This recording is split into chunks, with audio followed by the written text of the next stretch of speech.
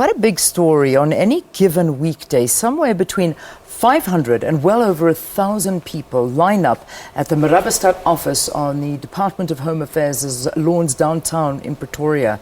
The queues are made up of foreign nationals hoping to have their paperwork processed to confirm or reconfirm their status as asylum seekers or refugees in South Africa. A week ago, Corruption Watch released a report on corruption in the Home Affairs immigration system. The report, entitled Project Lokisa, Asylum at a Price, focused its investigations into allegations of extortion, threats and bribery by government officials. Well, joining us now is Mkuseli Apleni, who is the Director General at the Department of Home Affairs. Always good to see you. Thank you, TG. Thanks for coming in.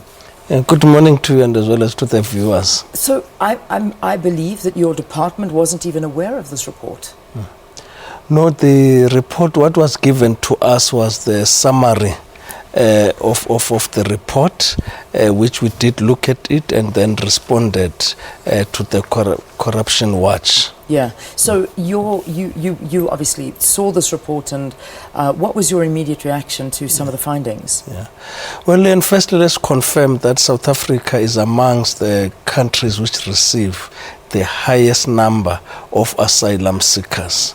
And then based on that, we had to put processes which ensure that we deal with the issues of corruption at our Marabastad. And as you know, that as a department, we created a whole branch called counter-corruption in order to deal with the issues of corruption in the department. As you know, that people can't get our product anywhere, and that makes people to be vulnerable. So as a department, has to put the processes to make sure that we are dealing with those issues. Yeah. Let's just get back to this report, because we do know there are issues, and the issues are not new. They've been around for a while. Unfortunately, they've been talk of corruption for quite some time at Marabastad and other different offices when it comes to taking advantage of these vulnerable asylum seekers. But what Corruption Watch is saying is that your department was unavailable when the report was issued. Is this true?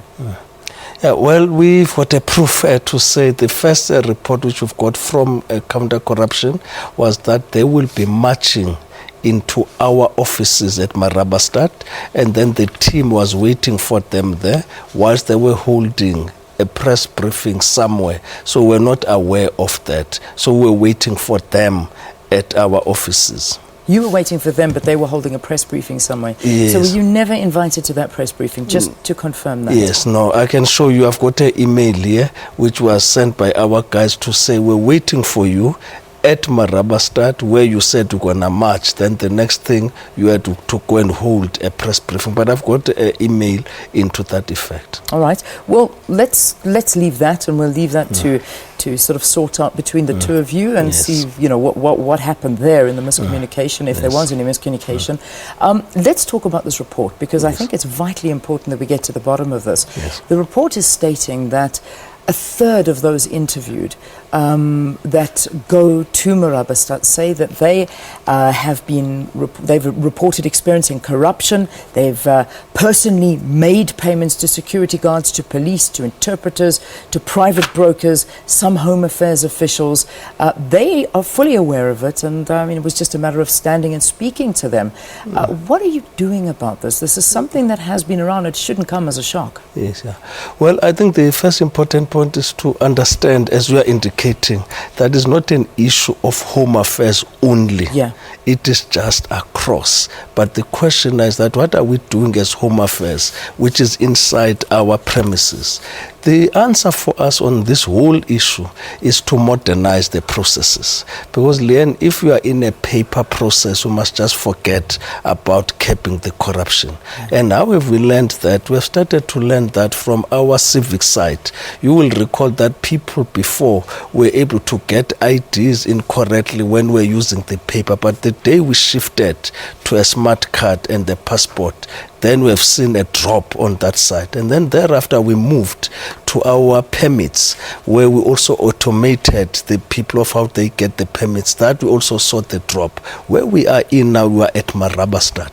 That's why if you read the report of the Corporation Watch, they are saying now the automation which we have implemented at Marabastad, though they are saying is still not yielding the results. One of those is that now we have implemented now there an automated appointment system where we take your fingerprint when you come to the Marabastad, so that we can ensure who we are dealing with.